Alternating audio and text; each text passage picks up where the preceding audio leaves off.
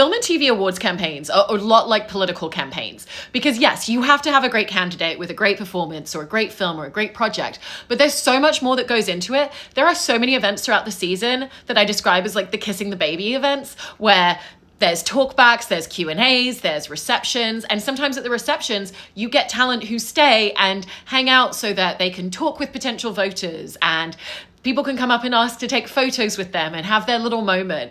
And it's really lovely to see those interactions in the room.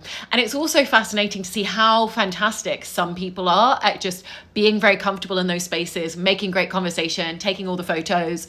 You know, obviously their schedule permitting, sometimes they can't stay for very long, but when people can, I've literally seen Will Forte stand there with a line of 20 to 30 people waiting like they were one in, one out at a club, because they all really wanted to go up to him and tell him how much they loved his work and how fantastic it was.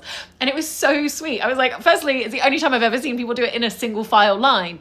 But this is why sometimes when you see award nominations for things like Oscars or Emmys, there's always that component where there's occasionally something that you didn't think was necessarily going to get in. And it's because, yes, it is about the performance, it is about the project, but it's also about kissing the babies.